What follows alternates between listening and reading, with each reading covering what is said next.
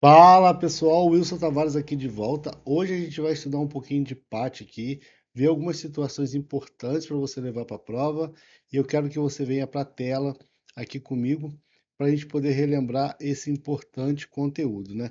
Aí a gente sabe que existe o pedido de recurso ordinário e pedido de revisão. Pessoal, mas a gente também tem a possibilidade de pedido de reforma de decisão, tá?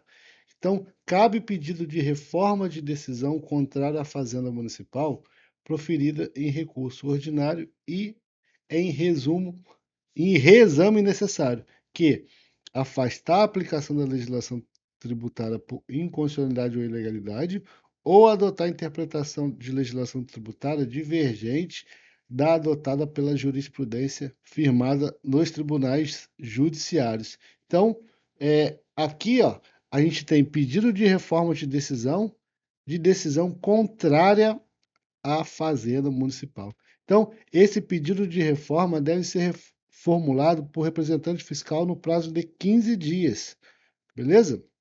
E será dirigido ao presidente do Conselho Municipal de Tributos. Quero que você perceba que esse pedido é de 15 dias, tá bom?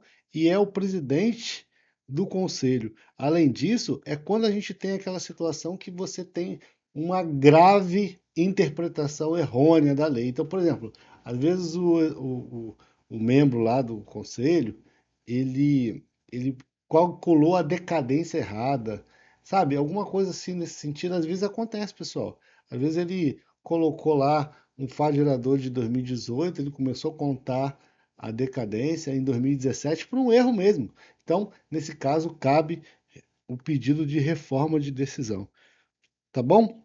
Eu quero que a gente também lembre dessa possibilidade por conta de que isso pode estar presente na sua prova, tanto objetiva, mas principalmente como discursiva também. Já o sujeito passivo, ele vai pedir o recurso de revisão, que cabe recurso de revisão da decisão proferida pela Câmara Julgadora que der à legislação tributária interpretação divergente de outra Câmara ou das câmaras reunidas. Então perceba que, no caso de recurso de decisão, aqui está voltado ao representante fiscal entrar com recurso por interpretação errada da lei, uma aplicação errada da legislação tributária, seja por conta de uma divergência de uma jurisprudência já afirmada pelo Tribunal Superior, seja por conta de uma aplicação de uma legislação tributária que já é inconstitucional ou é ilegal, ou foi reformada, ou foi revogada, entendeu? São essas situações que a gente vai ter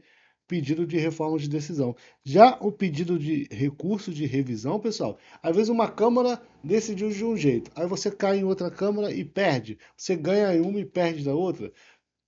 Isso é muito importante que as câmaras estejam alinhadas, né? Lógico que a gente tem a possibilidade de ter interpretação diferente para diversos casos. Mas, com isso, tem a possibilidade de entrar com esse recurso de revisão. Esse recurso de revisão também são 15 dias, beleza? Esse recurso só é admitido uma única vez e ele pode ser interposto tanto pelo sujeito passivo quanto pelo representante fiscal. Então, aquele recurso de revisão ele diferencia também um pouquinho da reforma de decisão, porque aqui a gente só tem a possibilidade do representante fiscal. E aqui cabe pedido de reforma contra a Fazenda Municipal, né? Já no caso de recurso de revisão, ele pode entrar com pedido desse recurso toda vez que tiver uma decisão aqui divergente de uma Câmara para outra e pode ser o representante fiscal ou o sujeito passivo.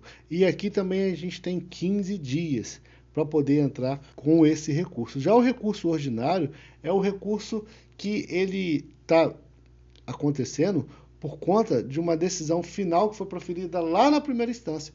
O recurso de revisão e o recurso da reforma de decisão já é de segunda instância, né? É o recurso que a gente está fazendo da segunda instância.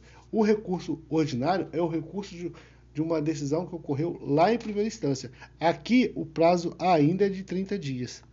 Beleza, pessoal? Tamo junto? Então, assim, para discursiva, é isso que você tem que saber, é isso que vale a pena você colocar na sua memória para poder ir bem nessa discursiva. Então, a gente tem aqui a nossa discursiva, né? Com base na legislação municipal de São Paulo, explica em detalhes como funciona o processo de recurso ordinário em relação às decisões de primeira instância.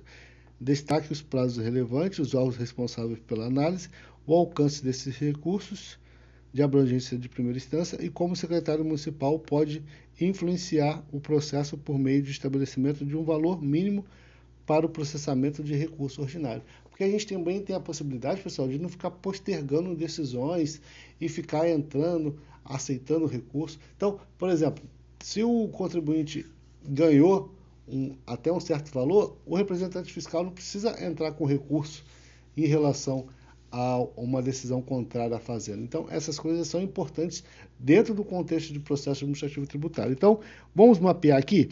Ó, a decisão final proferida em primeira instância concede ao sujeito passivo o direito de interpor o recurso ordinário, que será avaliado pelas câmaras julgadoras do Conselho Municipal de Tributos. Esse recurso ordinário pode abranger toda a decisão de primeira instância ou apenas partes dela e implica na análise de todas as questões levantadas no expediente, mesmo que a decisão de primeira instância não tenha abordado todas elas em sua totalidade. O prazo para interposição de recursos será de 30 dias, a contar da data da intimação da decisão recorrida. Além disso, é relevante destacar que o secretário municipal de Fazenda detém a competência para estabelecer um valor mínimo para o processamento do recurso ordinário. Como resultado, as demais decisões de primeira instância ficam sujeitas a um único recurso, que será julgado no âmbito da Subsecretaria da Receita Municipal, conforme definido por ato do subsecretário. Essa definição do valor mínimo pode variar de acordo com o tributo ou o assunto em questão. Imagina um lançamento de R$ 800 ficar em primeira instância, segunda instância, não, valor mínimo para poder ter recurso ordinário.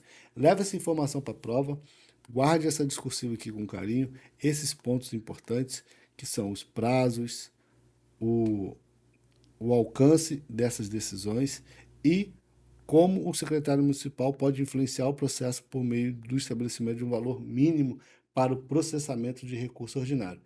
Tamo junto, pessoal? Então, daqui a pouco a gente volta com mais uma discursiva. Valeu!